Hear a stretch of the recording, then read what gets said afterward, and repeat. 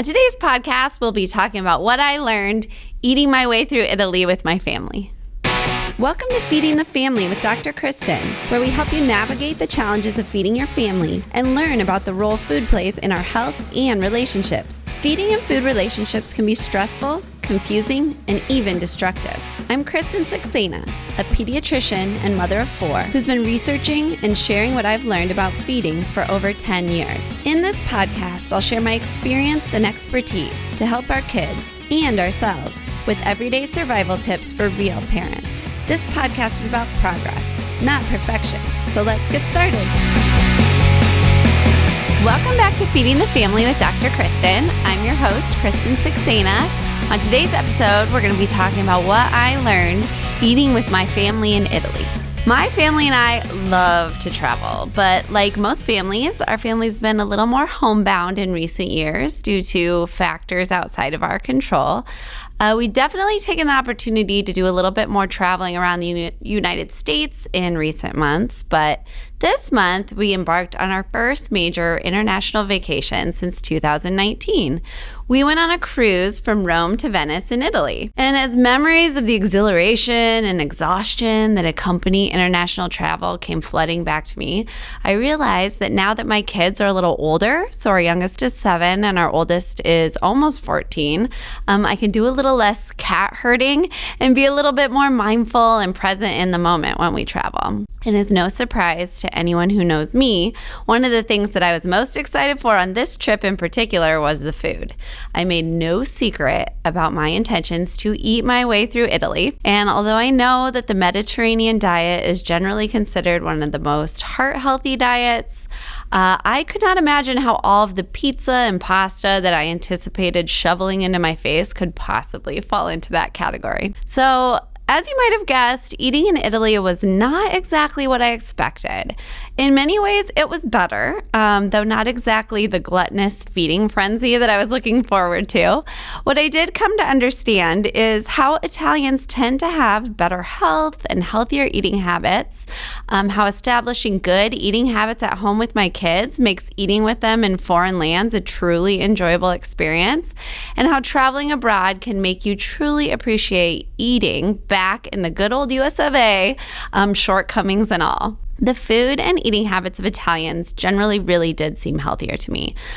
Call me an ignorant American, but when I envisioned eating my way through Italy, I pretty much thought I was just going to be making my way through the Italian coast, dining on what I would see as elevated versions of the Olive Garden menu, followed by gelato, of course, so much gelato.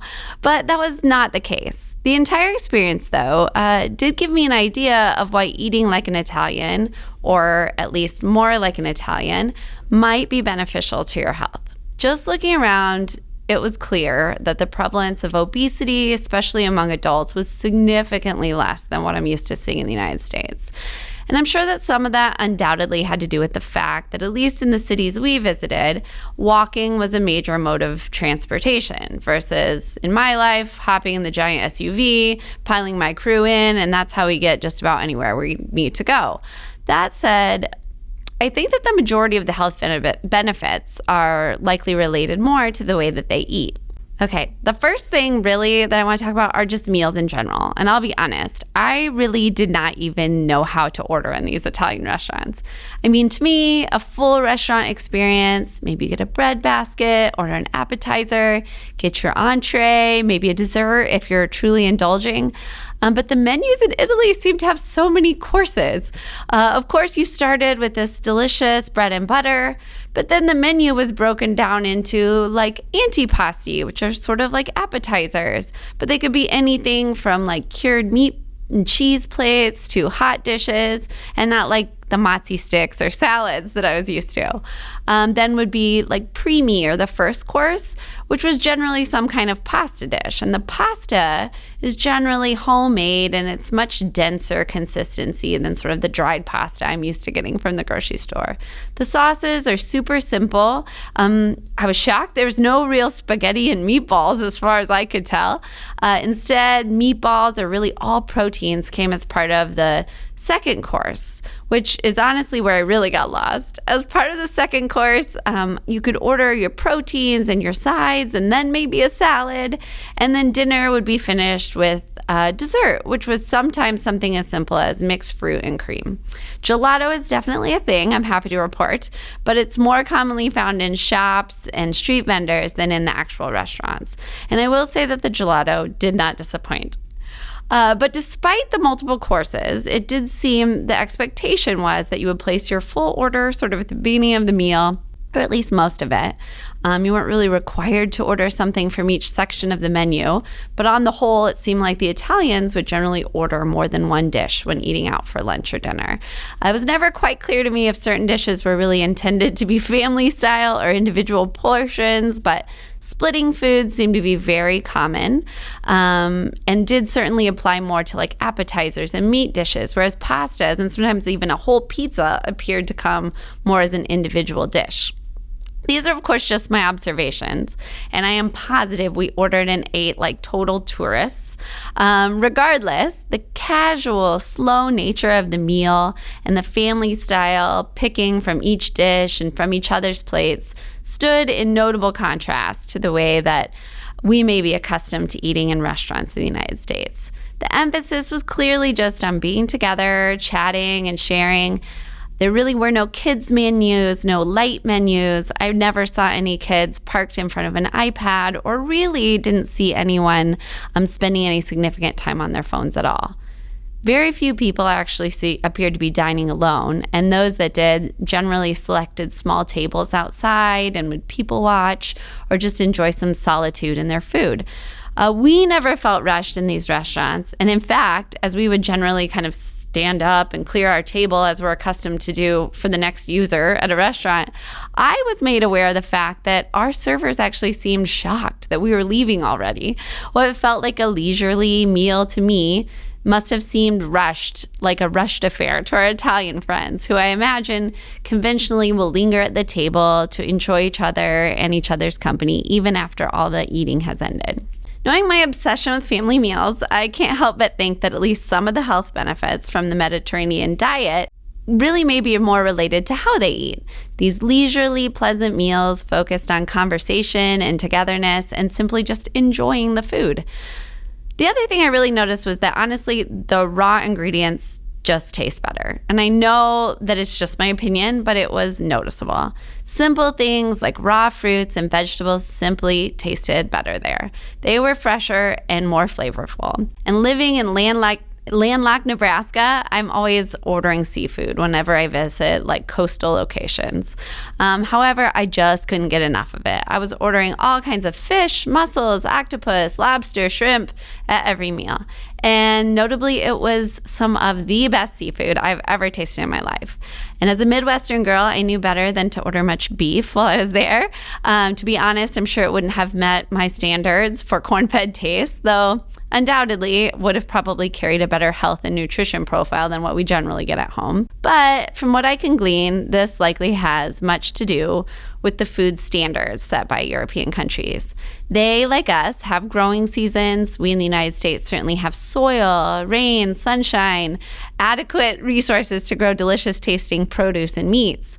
However, Europe's government has much stricter regulations surrounding genetically modified organisms, pesticide, and antibiotic use than we do here in the United States. And priorities in the United States surrounding year-round access to all foods over seasonality and low prices over quality are likely why one of the best plums I've ever eaten in my entire life was in a hotel room in Rome. Another thing that I really thought a lot about was how raising adventurous eaters at home has really allowed us to enjoy this experience more as a family. As I've already mentioned, eating in Italy was certainly different than eating at home. In addition to the Italian coast, the cruise also took us to the beautiful country of Malta. There we went on a tour, and that tour included an experience that involved sitting down, all of us together, at a local restaurant to share what they call a plat Malti, or a Maltese platter. The plate included a number of traditional Maltese items, including things like olives stuffed with anchovy paste, Maltese goat cheese, spicy Maltese sausage and sun-dried tomatoes, and then this sort of delicious bean paste that you got little bruschettas to eat with. And this came, of course, with a giant bowl of snails. And so not exactly the afternoon snack that my kids are accustomed to getting, but something they were all eager, or at least not like completely reluctant to try. And as I watched my 7-year-old poke a toothpick into a snail shell and dig out its contents, eat it, and then profess that it tasted like mushrooms, I couldn't help but appreciate the fact that the attitudes and behaviors that we've been able to cultivate at home are what are allowing us to share and enjoy this exciting experience together. I can't say that my kids, or even I, was a fan of all the new different food that we tried, and the snail was the single one that went into my daughter's mouth that day.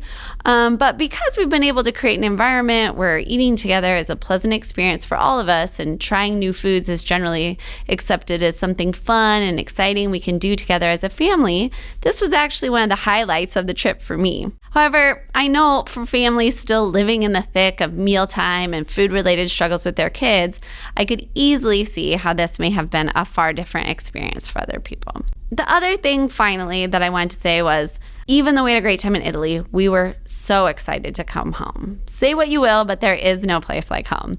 And while I absolutely had a lovely time with my family in Italy, we could not wait to eat food back in the USA. Even in the land of pizza and gelato, which should seem like a kid's wonderland, I would have to say that I was probably the member of our family that enjoyed eating there the most.